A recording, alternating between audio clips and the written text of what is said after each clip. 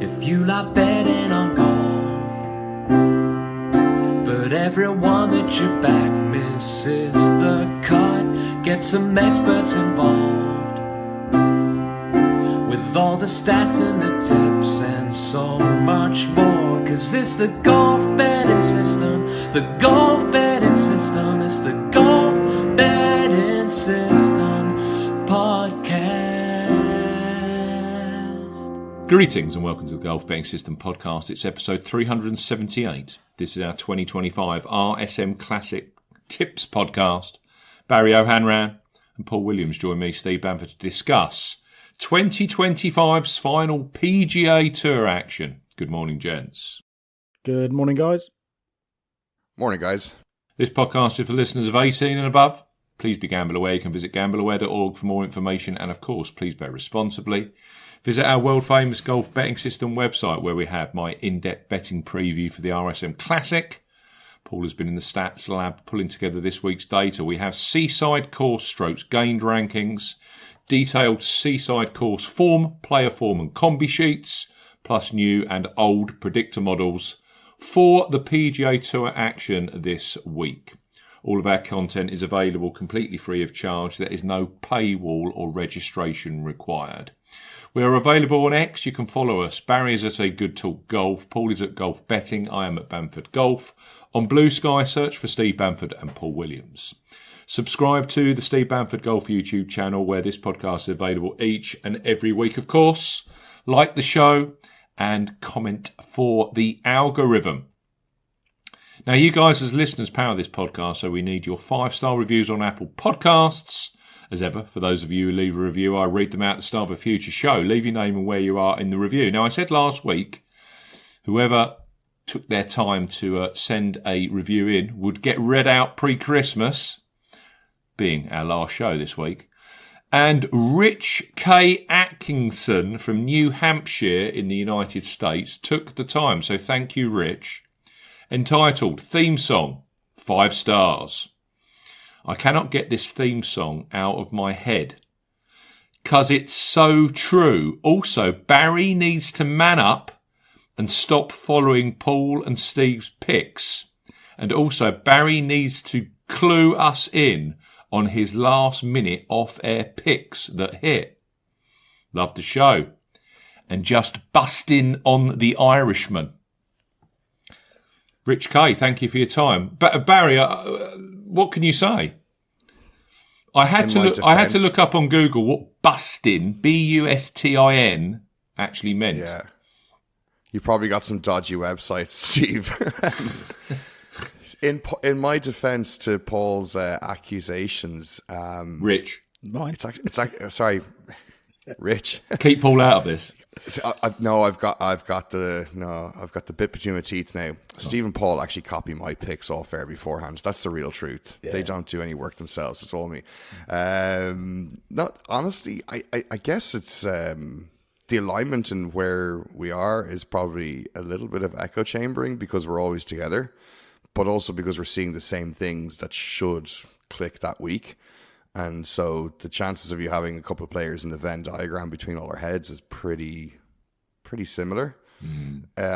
Full honesty, last week I did put a last minute bet on Kanaya because I'd backed him a couple of weeks previously. I saw somebody else, another tipster on Twitter, put it down, and I went, do you know what? That's a signal I need to back him one more time. And hey, I got the full place, which was nice. What price was he? But I think I got about 10-1 back in the place. 9-1 or 10-1 back in the place. So he's mid-50s, yeah? 50s. Yeah, 45 or 50. I think it was like 40. 40. Yeah, because I took 10 places. Yeah. So makes sense in that week, Phil. It was fine. So it was we'll move. Before we move on to last week, is there any other reviews? I thought you said you had one big whopper one. I have. I've been waiting now, for this. What listeners, Paul, Barry, you need to settle down. Get comfortable in your chair. And I've literally got about 17 cups of tea here. Grab your coffee. Because there's going to be a lot of talking, a lot of pronunciations, Barry, as well. Right, this is from Lapin Noir from Bracknell. I think Bracknell's in Berkshire. Might get that wrong. Royal County of Berkshire. And he has sent this mammoth review, which is actually over 2 screens. So bear with me. Right, here we go. Greetings and welcome to the 6-star Golf Betting System podcast review. This is our 2025 in-depth research podcast review and is for listeners of 18 holes and above. Each week during the season, Steve Boise Bamford is joined by Paul DP World Williams and the molasses-voiced Barry O'Hanrahan to pick apart both the PGA Tour and DP World Tour to make all their listeners rich. Cough. This podcast is available free of charge. It is not behind a paywall and is overseeded with wry wit. Listen each week as Steve pulls apart the week's weather forecast and course agronomy and then wrestles with pronunciation of such golfers' names as... Right, are you ready, chaps? Right, let's get this right. Hideki Matsuyama, Mito Pereira, Andale, Arriba. Joaquin Neiman, Sudarshan Yelamarahaju. He's playing, don't forget, next year on the PGA Tour, chaps. But not T4 Tony nor Jordan Smith. Before putting his money on Scotty Scheffler, again at odds on. Guffaw as this Goliath, literally he's about 6'10", of golf betting puts another pro on his post-it note of doom, which is so large now it covers most of his computer monitor. Marvel how Paul Williams discusses the last 300 years course form, tournament trends and key stats for an open event on the Indian subcontinent. How does he find the time for this, ? Or the data, let alone have the motivation? But thankfully, he does. Be amazed as syrup-voiced Barry decides to do all his research while the pod is being recorded. Then have yet another punt on Rory or Shane, but certainly no one at odds lower than 100 to 1. That's no fun. So, are you dog-tired of paying your accountant's fees? Your turf accountants, that is. Listen to the Golf Betting System podcast, act accordingly, and have your turf accountants pay you instead. What can you say? That is a work of art. It's amazing. Fantastic stuff. Well done, Lapin. That's very, very good. Lapin Noir from Bracknell. Thank you very much. The Black Rabbit. It's very good show as well, actually, if anybody hasn't watched it on Netflix. Thank you so much for that review. That is fantastic. That's one of the best things I've heard. Molasses voiced, Barry. That's an interesting description. I think that's gone on my business card. Oh, brilliant stuff. More of those, please, listeners. Very good indeed. Paul finds data.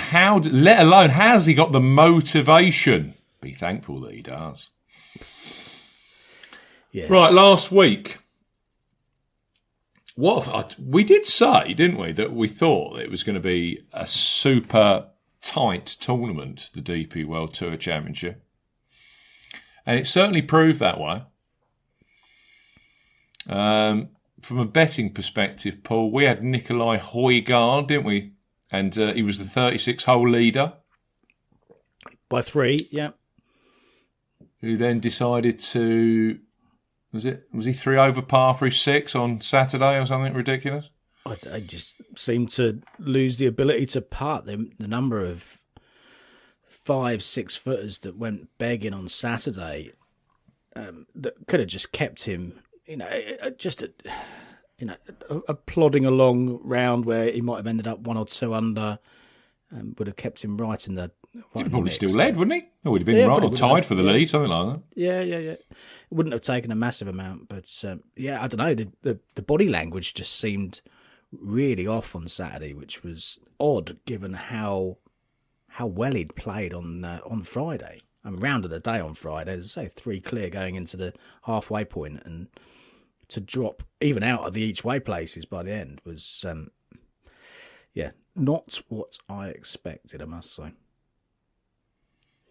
Sunday, just a shootout, wasn't it, between some of the tour's best players. Fleetwood was up there. Fitzpatrick had kind of control, standing on 18T, hit 3-wood. You had Angel Arroyo making a last-ditch storm up the leaderboard to try and get one of these top 10 places, as was Rasmus Niergaard Petersen. I'm sure I've forgotten a couple that were at the top of the list. Rasmus Højgaard finished like a train, didn't he? There was just action everywhere. Yeah, Ludvig Berg was up there towards the end, and Rasmus Højgaard to a certain extent, but just finished outside the places in the end. So, yeah, lots of names up there. Lots of names. Yeah, but then you get the eagle from Rory on 18. I mean, that's just box office. Well, yeah. I thought that was it. Thought we were going to get our win. I backed him win only. Yeah, Rich, I did. I backed him win only. I was happy to do it. I thought that was it. That's the moment. There we go, bang, and then that was kind of a bit of a letdown in the playoff. Yeah. But ultimately, he doesn't care that he didn't win that tournament. Okay, yeah, he'll think about it for 5 minutes, but he got the season-long title, which was the primary goal.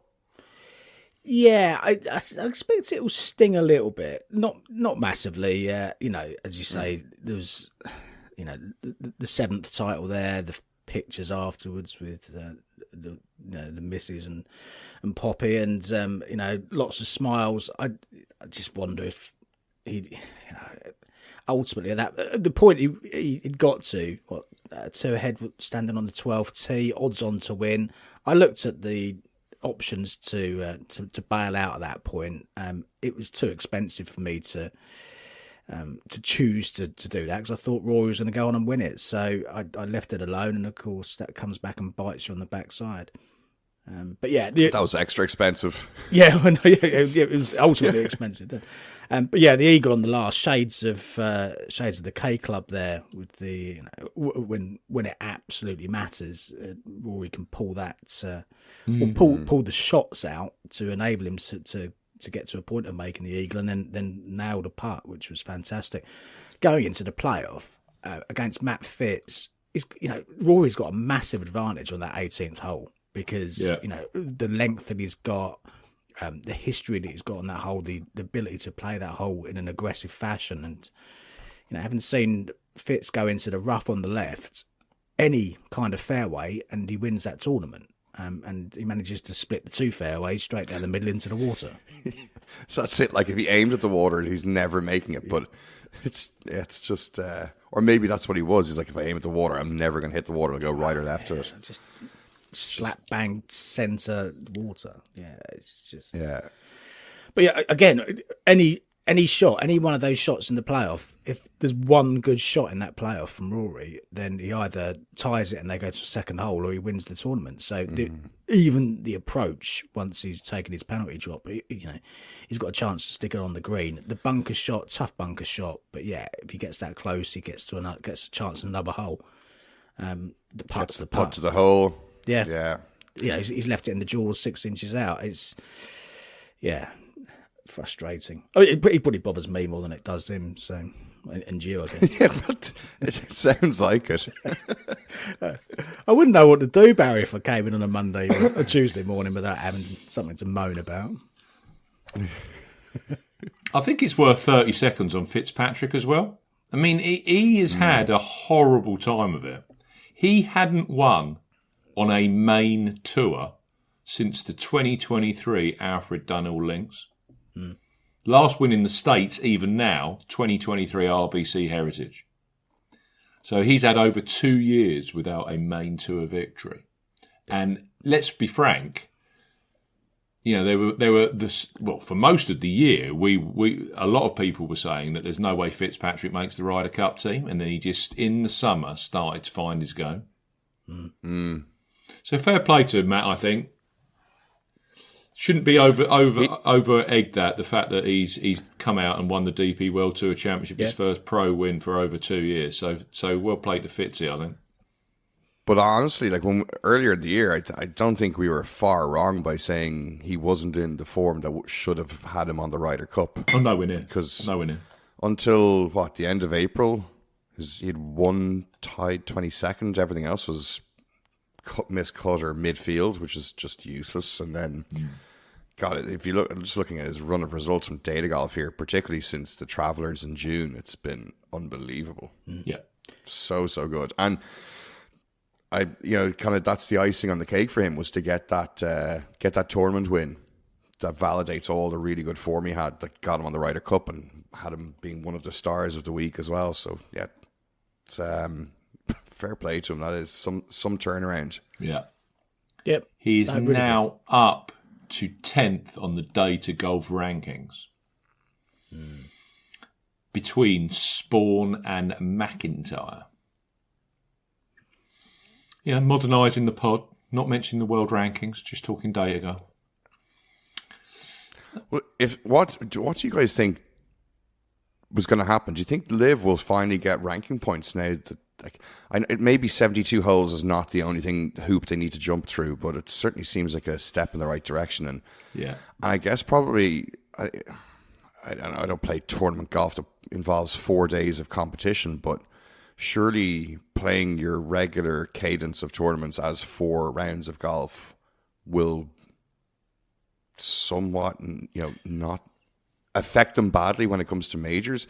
Maybe there's nothing to it at all, but even if it's 1%, then having their regular tournament golf being 4 rounds of golf is a good thing for the guys who are on Live.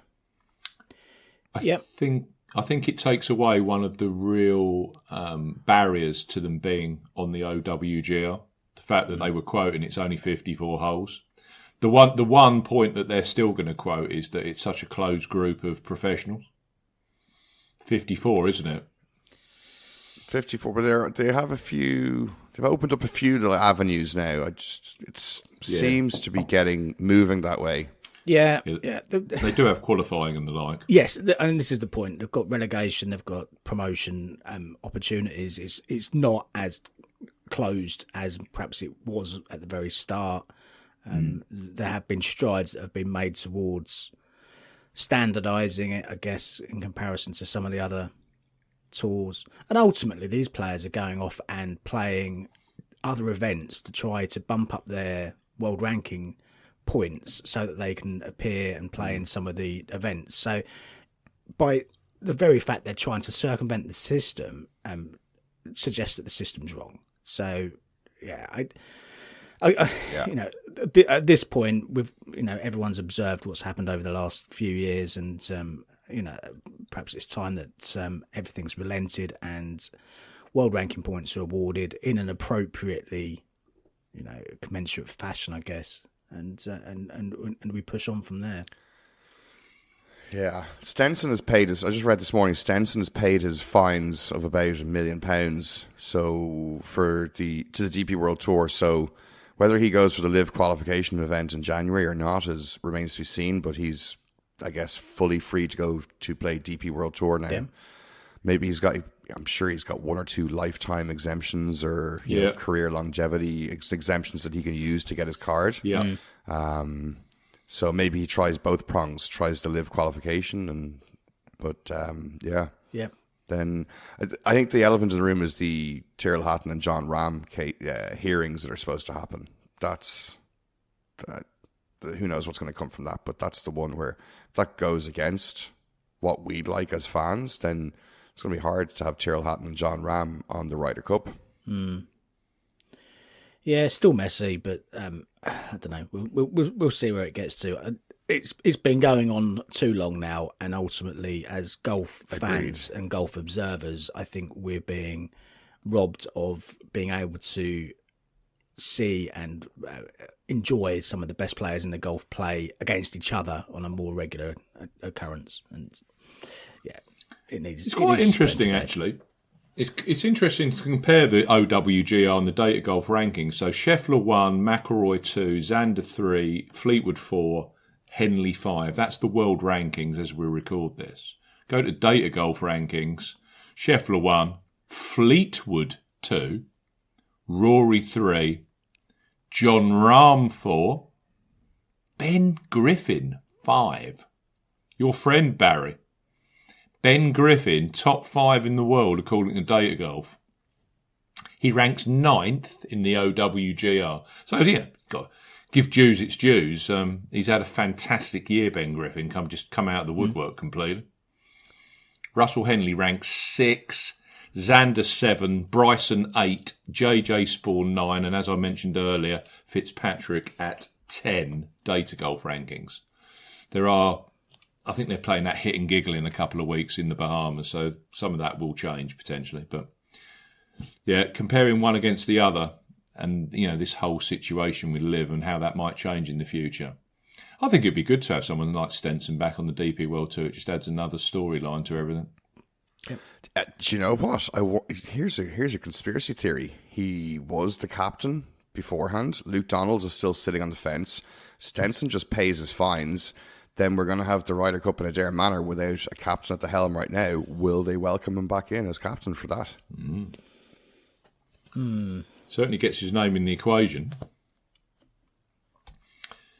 It would be remiss of us not to discuss who got promoted from the DP World Tour to the PGA Tour. Penge, Laurie Cantor, we were talking off mic. What a year Cantor's had. He's gone all the way up to second place. And a few weeks ago, we were saying, would Cantor actually hold on? Because I think he was towards 8th, 9th position. So Cantor at 2. He turned on the afterburners. It's very impressive. Absolutely. Christopher Rattan at 3. Or was it Raitan? Clearly, whatever way I say it, I'll be wrong. Adrian Sadier at 4. Alex Noren. John Parry.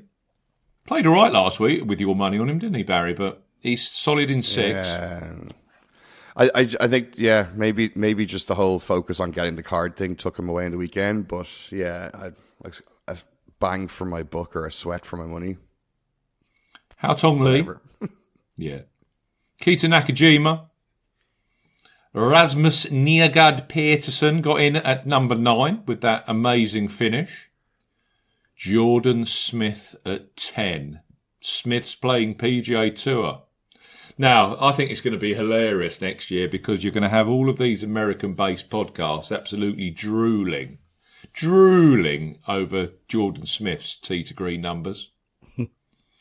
And he's going to, this guy from the UK, his tee to green game is this like, and then they'll keep watching, and then this Jordan Smith can't putt. There's nothing wrong with his putting stroke that I can see. The thing is, maybe all Jordan Smith needs is to get to Bermuda greens. Let's see. I'm interested to find out. Yeah, I'm interested to find out. And, there's names in there that I think can perform next year. I'll be interested to see how Nakajima goes. I think the guy's got a very high ceiling and there's a lot of potential there. Marco Penge we've discussed a number of times, and I think there's a number of courses that he will find to his liking.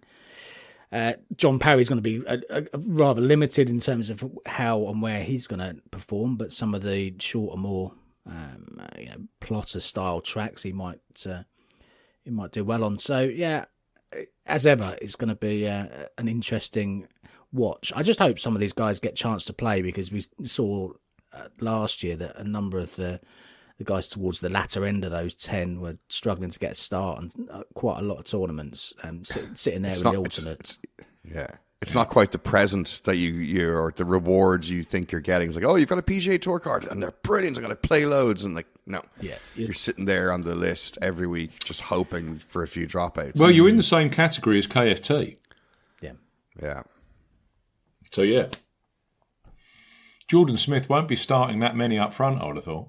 Especially now that they've actually dropped the Century and the first event is the Sony Open. So you're going to get a number of elites that fill that field. Yeah. That wouldn't have done necessarily. No, I guess some of these guys will bite the bullet and will just stay over and play some of the Middle East events over on the DP World Tour to begin with, just in recognition of the fact that it's less worth their time to go out and play that at the start of the year. Yeah, bide their time a little bit and join, kind of February, March time maybe. This might be a question, I might be trapping you both. Do you know if they can go off and play a KFT week if they know they're not going to get a start? Let's say they're 28th on the waiting list or the access list for a tournament, and they make a decision, I'm going to go try the KFT this week. Do you know what status they have there? Anybody tweet would be helpful. It's hard to understand this. I mean, even the broadcast on the GP World Tour was not fully keeping up with the movements of who's in and out for the 10 cards last week. So Yeah. it's the system's, I suppose, necessarily complex, but to the detriment of it. Yeah. Both on the GP World Tour and the PGA Tour. No, I agree.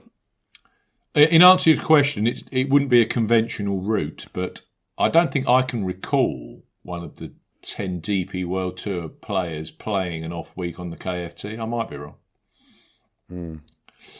I just wanted to highlight something as well that you highlighted to me a couple of weeks, Barry, ago.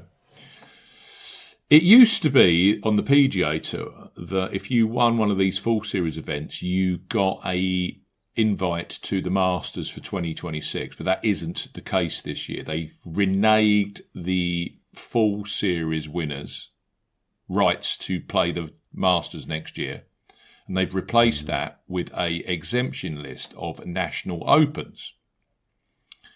So, Genesis Scottish Open was won by Chris Gotterup. He was the first to get this exemption. The Open d'Espagne, Marco Penge. Japan Open, wait for it, Naoyuki Kataoka.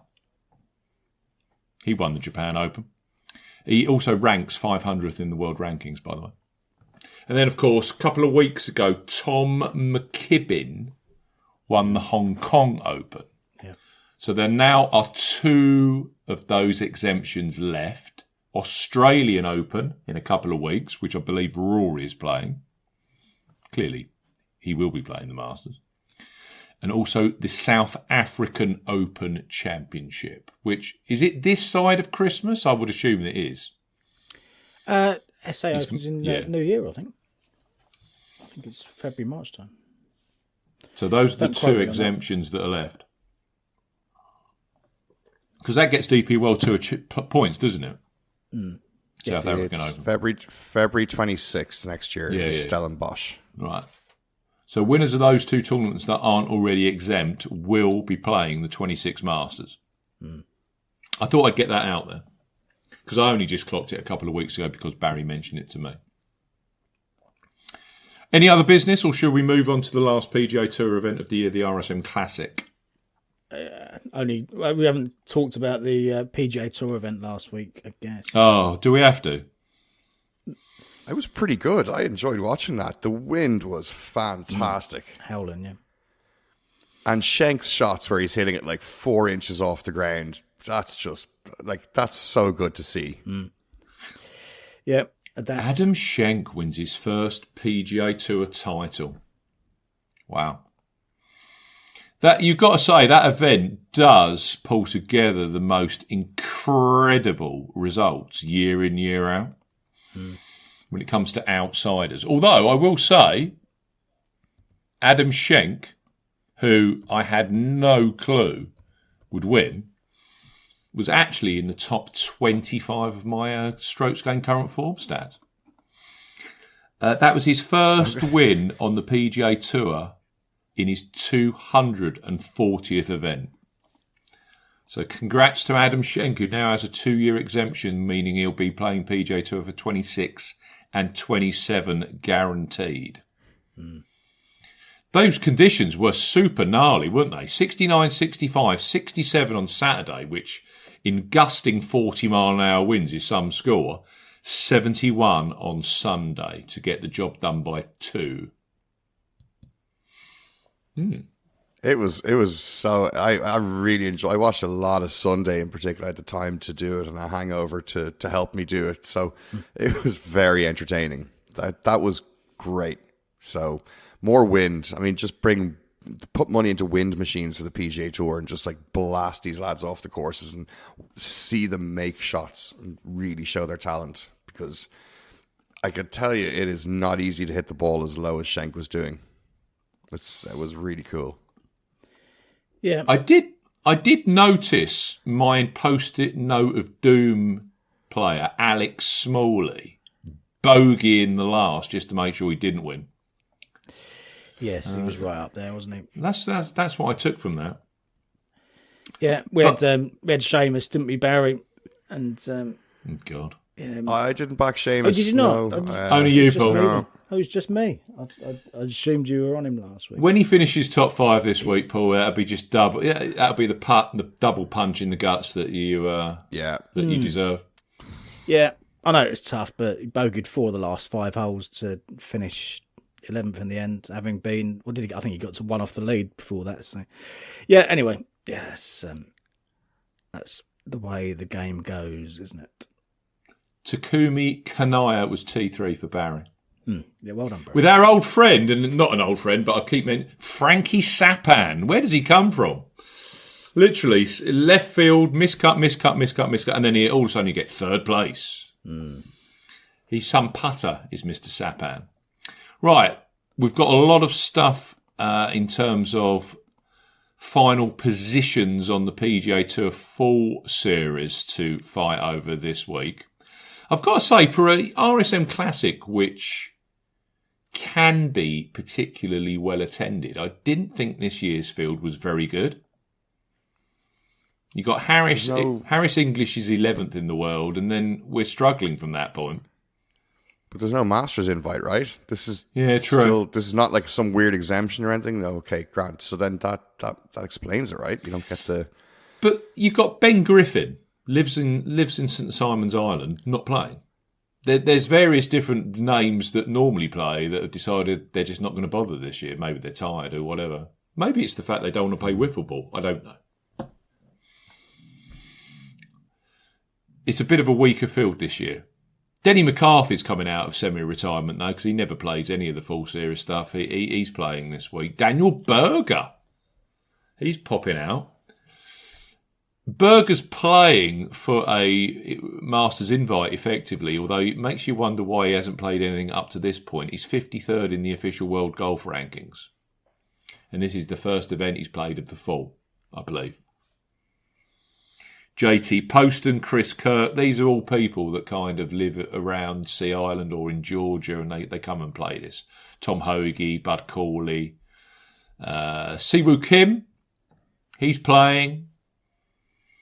He's 66th in the world. So hoping, I suppose, a win this week would get him into that top 50 for a Masters spot. Andrew Novak, another Sea Island Mafia guy, he's playing. So, I mean, there's some good names, but not quite as deep.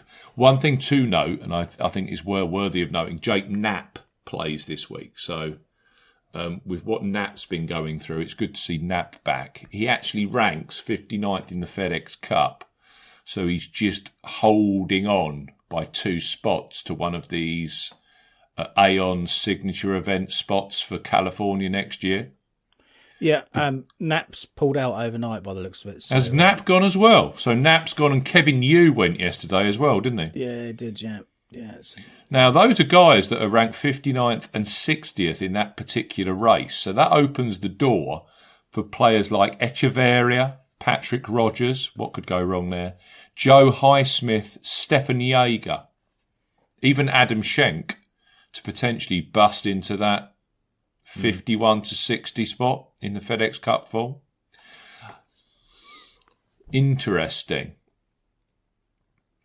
Now, this event is played over 2 courses. It's a full 156 player field, where most of the events we've been seeing have been 120.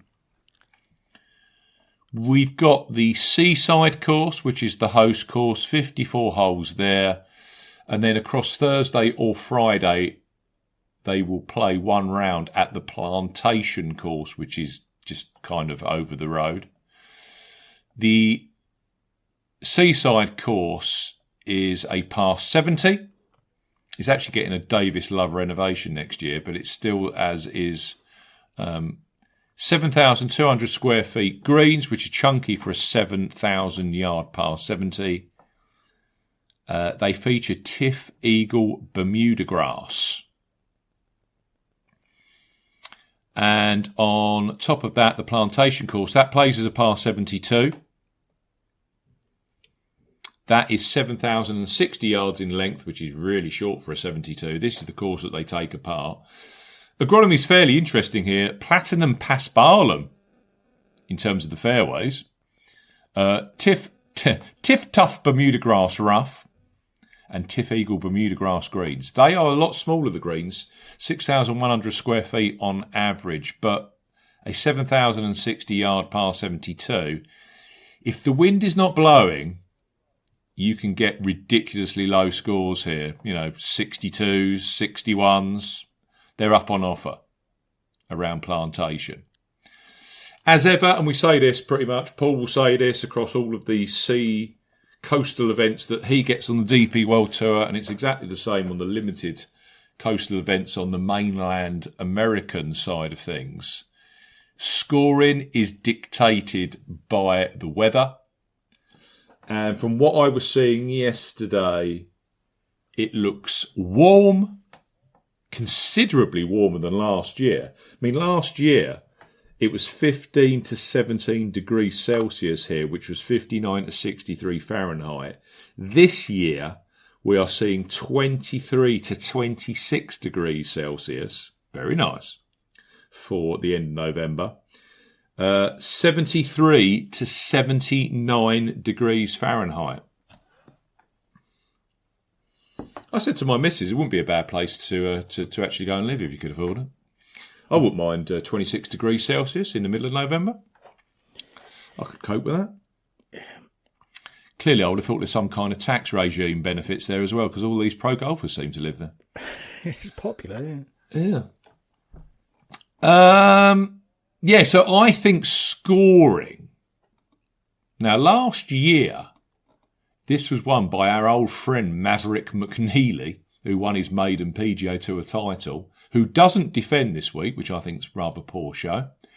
He won at six. Wife's just had a baby, I think. So. Oh, there you go. Well, maybe he's got a valid excuse. I must say, it was in all of the PR building up that he was going to defend. So, right, that's good. I hope things are good in the McNeely household on that basis. He won at 16 under. Ludwig, when he won the year before that, his first maiden PGA Tour, Aubert, 29 under par. Wow. Now, I think he won by 6 or something ridiculous. But even there, 23s, 22 under pars were getting you T2, T3. I think we're going to see that kind of scoring this year. I wouldn't be surprised if 23, 24 under par gets the job done this week. I think it's going to be Birdie City because the weather looks so calm and so warm. The only real wind I'm seeing is Saturday. For the morning starters, looks like it's gusting up to 20 mile an hour from the southwest, and then in the afternoon it starts to calm down 10 to 15. So it might take the brakes off a little bit on the low scoring, but not by a great deal. The other 3 days look pretty calm. Plethora of different winners: McNeely, Oberg, Adam Svensson, and he won at 150 to 1 in 2022. Talor Gooch, now of Liv. Robert Streb's a 2-time winner here. This is literally the Streb Classic, isn't it? He loves this course. Tyler Duncan won his maiden title here. And then you go back to 2018. Charles Howell the third won here. I think his last win previous to that was 6.5 years. So there seems to be very little rhyme or reason. Although I will say, I think I've put here that it's something like 9 of the last 11 are maiden PGA Tour titleists. So if you're looking for a maiden winner, it's not a bad spot here. I don't mind the tournament. I think it's quite good, especially if you can get someone in the mix. Interesting to see that our old mucker, Kevin Kisner's playing this week. Good for kids. Got to start. Got to start. I've been really, really, really straight as a die this week. I've got 3 non-winners and a winner on the PGA Tour rota. It's your typical RSM Classic betting heat where the bookmakers don't really know who the favourite is. Clearly, if Ben Griffin had been playing his local event, he would be sort of single digit or at least very low, 10, 11 to 1 favourite. Yeah, I get that. That was what he was when he won a couple of weeks ago at the WWT. He played that because he's basically sponsored by WWT, so kind of had to, but he's not playing this week. So you've got this pretty mixed up betting heat. Not many of the bookmakers know who the genuine favourite is. You can mix it up. I think in general, it looks like it's Harris English at 20 to 1. Which would make sense from a world golf ranking and Ryder Cup perspective. Then you've got literally the likes of Harmon, Teal Bjornsson, Siwoo Kim, JT Poston all around this called 25 to 1, 22 to 1 mark. One thing I did notice, bearing in mind as well with this, that only 3 of the 4 rounds, I think this is the case, only 3 of the 4 rounds are captured on the strokes gained rankings. Might be wrong. Yeah, that's right. It looks like you've got to be a decent putter to get this done. So I'm looking at the stats here. 56% tee to green, 46% with the putter. Now, that's pretty high from a putting perspective. And Gooch, Svensson, Aubert and McNeely all gained a minimum of just around a stroke per round with the putter.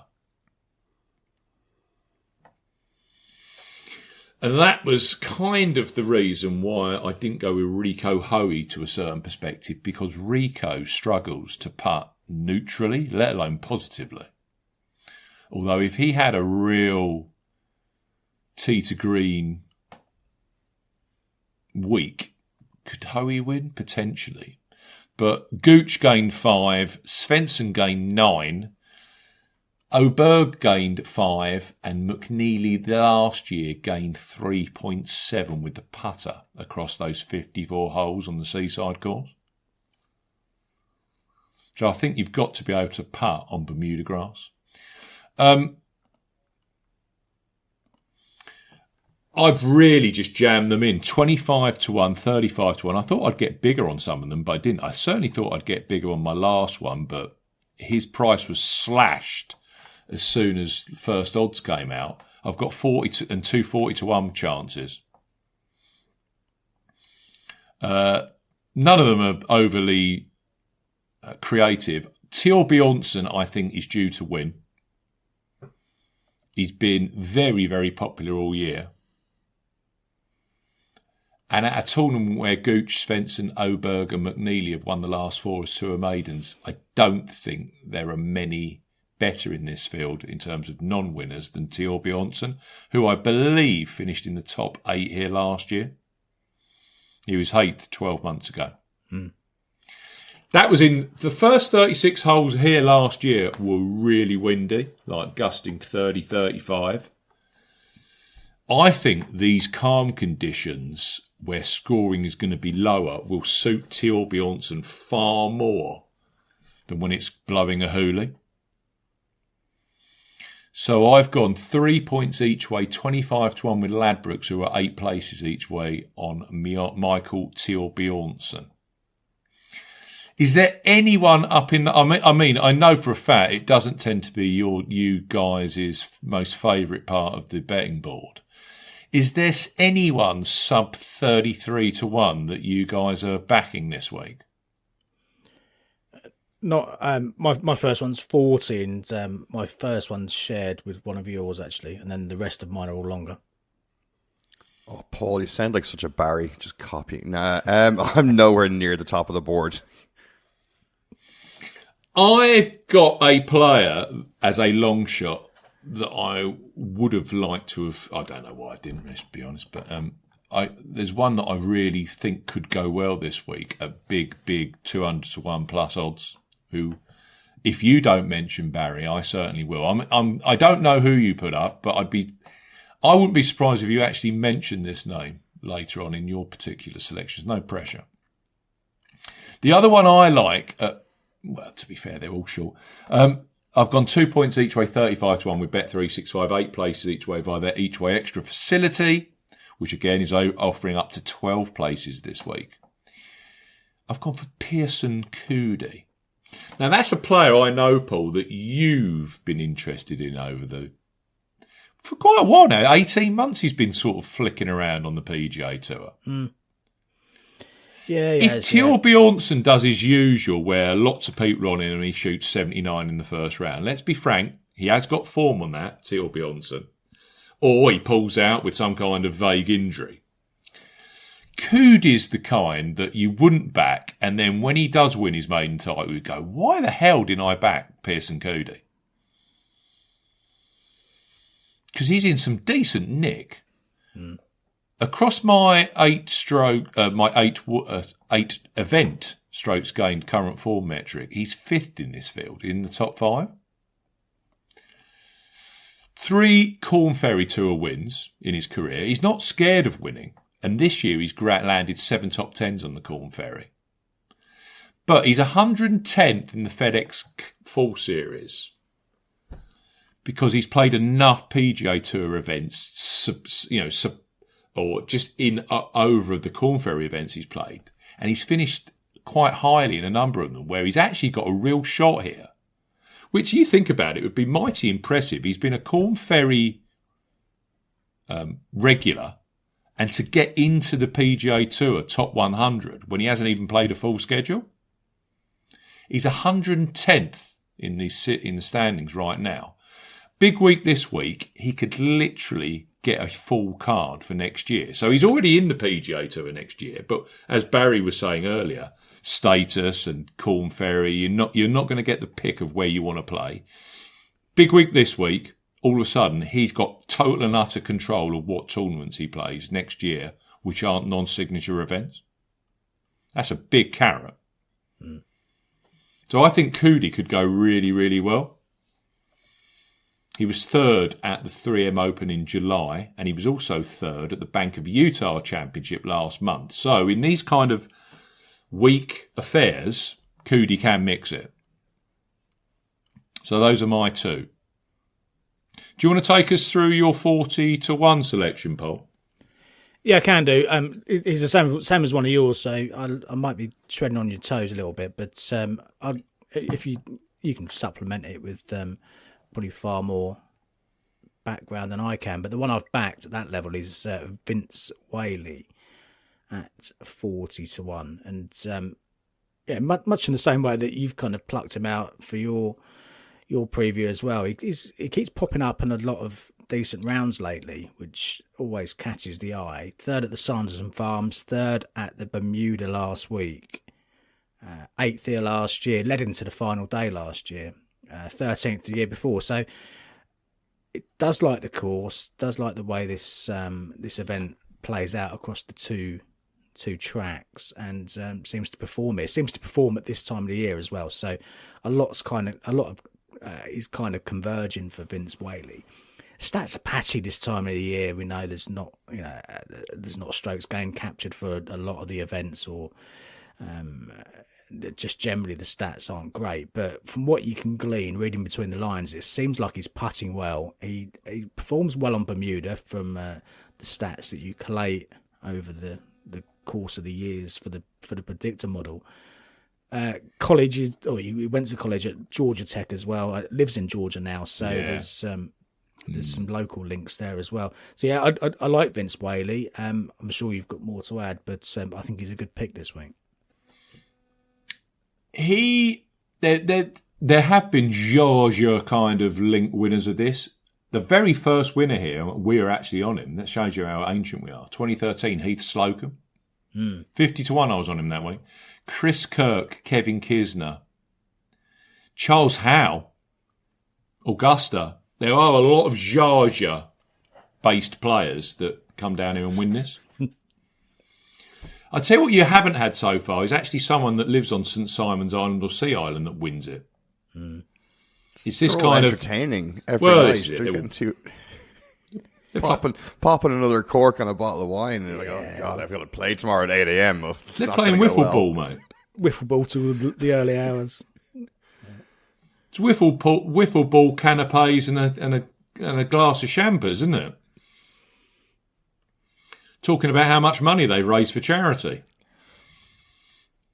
So they don't concentrate on the golf, and then you get someone with some kind of local ties that just comes in and takes it out. Say that Maverick Manili lives in Las Vegas in California, so it doesn't happen every year. But there is a bias towards players from southern states taking this out. So Whaley does fit that narrative too. He's a real late bloomer as well, relatively. He's 30. He's always been one of those guys that's kind of struggling, journeyman kind of player that's struggling to keep a status. And he did it last year by finishing fantastically well in the fall across Bermuda and here. He's already got his card. So, yeah, I do like Whaley. He's got a lot to play for this week. He's safe as well. So he can literally just relax and try and get his first PGA Tour win or try and get into this Aon 51 to 60 spot. So, yeah, Whaley, I'm on 1.5 points each way. I put that on with BetMGM, 6 places each way. All of his 8 place prices were ridiculously short compared to that. So I got on with BetMGM, 6 places each way on Vince Whaley. Again, I will put a link in the podcast description to BetMGM's Bet 10, get 40 in free bets offer. Last one, I got 40-1 ball sports, 10 places each way. I thought I'd get far higher. The first price I saw on this individual player was 60-1 on first show, and that lasted, I don't know, 5 minutes? Paul says he will never back him ever again after his disgustingly bad display on the last few holes at Bermuda. I've gone with Seamus Power. He just has to play well this week because he's at 129. So he's 4 spots out of conditional status. He's just got to keep going. Otherwise, you might be seeing Seamus a lot more on the DP World Tour next year. Yeah, wouldn't mind that. He needs a high result as well. I think I read like top few anyway, at the very least. I would assume he needs a top finish to get to top 100 for full playing privileges, but don't forget about 101, 125 conditional. Yeah. He's at 129. So let's be frank, he to guarantee a decent 125, top 120, I expect he'd need something at least similar to what he got last week, which was top 12, top 11, something like that. He's got to play well. I took all the places. I took 10 places on Boyles with Seamus Power. But if you remember when he did win the first event, which is a Bermuda Championship winner, that was his second win on the tour. So these short coastal courses are right up his alley. He was one of these ones like a Matt Kuchar, went 9th, 7th, 5th, 3rd win. He does seem to need to build his confidence up. So, yeah, I'm on Power. Would have liked a bigger price, but I'm on at 40-1. I went 1.25 points each way on both Whaley and Power. Now, I have a player I'm going to mention right out in the weeds, but I'm going to just hand it over to you two now, because I've spoken so much this podcast, I thought the listeners are bored senseless with my voice. So, who are you up with, Barry? Who are you tipping? I'm going to stick with... I'll just kind of put what I earned back on Kanaya last week and put a bit of that on him this week, see if he can keep it lit. I don't love that he's in 99th. I think that makes it's almost like playing for a draw in football. Like, it makes it hard for him to go and win if he just knew he needed a better result rather than, like, let's say tied 37th or whatever he needs to get to or something around that. It's going to make it a bit of a messy week in his head. So then again, the guy earned me some money last week, so he gets a bet, and he's the shortest. I'm going to, in honor of your kind of team no putt, Steve, I'm going to go for two who are just like blind when it comes to putting. Oh, no, not Rico Hoey. No. So, and both of them really just, there's nothing else. It's just, they need a win. That's it, to get their full card next year. And let alone that, just to get in and get the top 125. This is interesting. First is the rationale behind these guys. I wanted them both to be kind of elite strokes gained approach, greens and reg merchants. And so that's, and just hope they catch fire with the putter this week. So first is Grayson Sigg. Seen him pop up on leaderboards a bit recently, and he's from Georgia.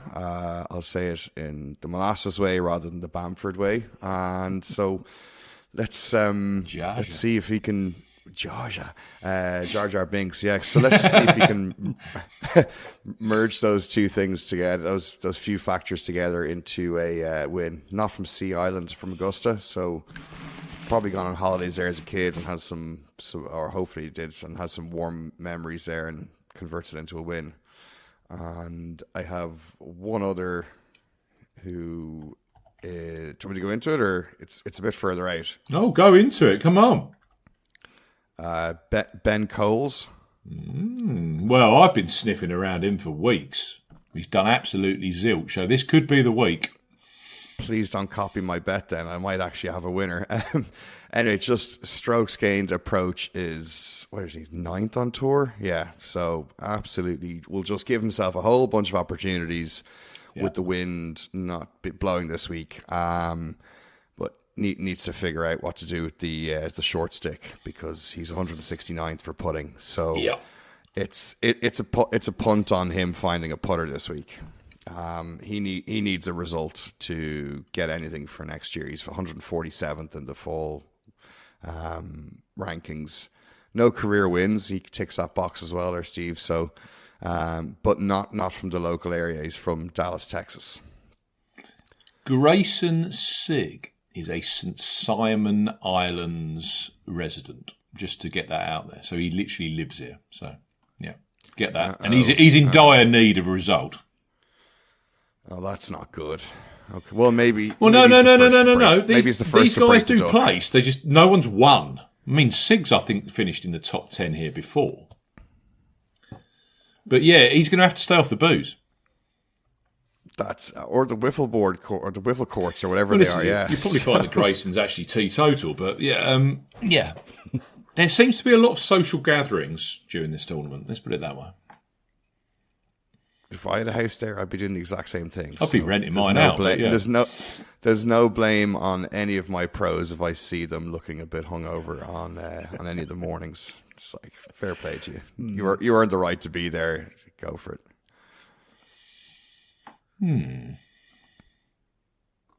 Paul, who else have you been putting up? Yeah, I've got a couple of mid-range players. Michael Brennan, I've backed at 55s. I guess looking at the Ludwig Oberg win and the way that a quality player that was coming through the ranks just took the field apart a couple of years back, it made me think that if Michael Brennan is as good as some people seem to think he is, then he's worth taking a chance on. I mean, this guy's won 4 times at all levels since the start of August, so he's in that winning mentality. Massively impressive when he won in Utah last month by 4 strokes. So he doesn't fit your narrative about non-winners on tour, but equally he could be a player that's just going to move quickly through the ranks and quickly through the world ranking levels over the next few weeks and months, and be a real contender. We'll see, but there's certainly a lot of hype about him. 18th last week in windy conditions. I think this should be far more to his liking, given the conditions are likely to be far more scoreable and far more kind of lower level golf in that respect. So first look at the course, as we know, but as I say, if he is the kind of quality player that we think he may be, then 55-1 could be a steal when we do the post-mortem on this. The other one, similar kind of price, Eric Cole, 60-1. I know Barry's been on Cole a few times this year. He certainly does fit the non-winner narrative. Yet he's won, over 50 times, I think, on the minor leagues over the course of the years. So still to break through on the PGA Tour at this level, of course, but has a lot of winning memories in his mind to draw back on should he find himself in the mix this week. Poor season overall. Top 10s more recently, though, Sanderson Farms and also at the WWT Championship.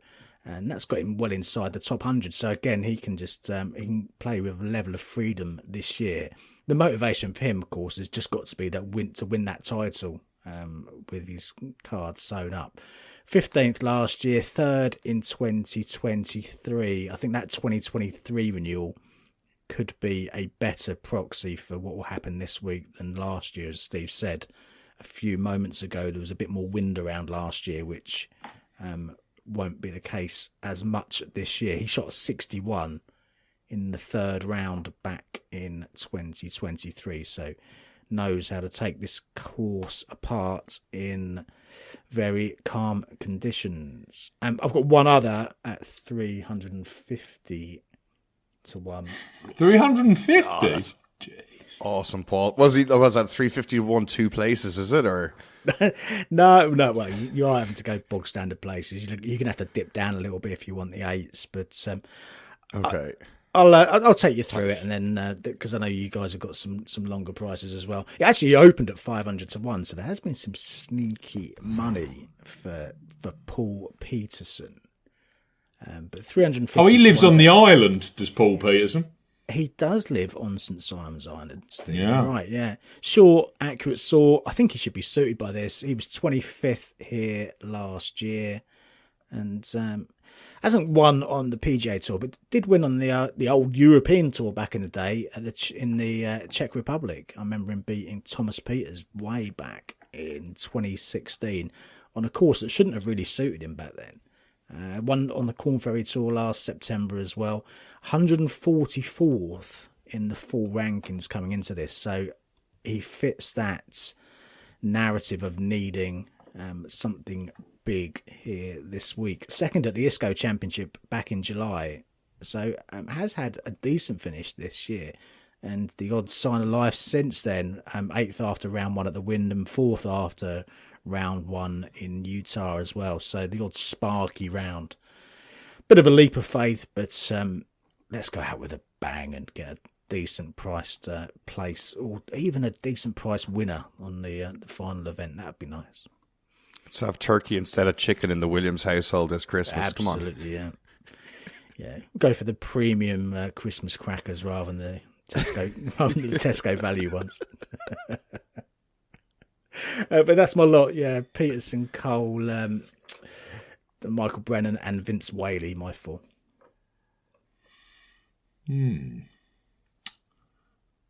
There's a guy here, 275-1 with Bet365 currently, 5 places each way. He finished in the top 10 last week.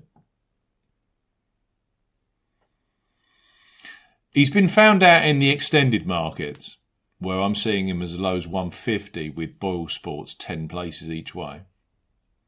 I found a price here, Betfred 175-1, 8 places each way via their extended places market. He's finished second here in the past and 6th.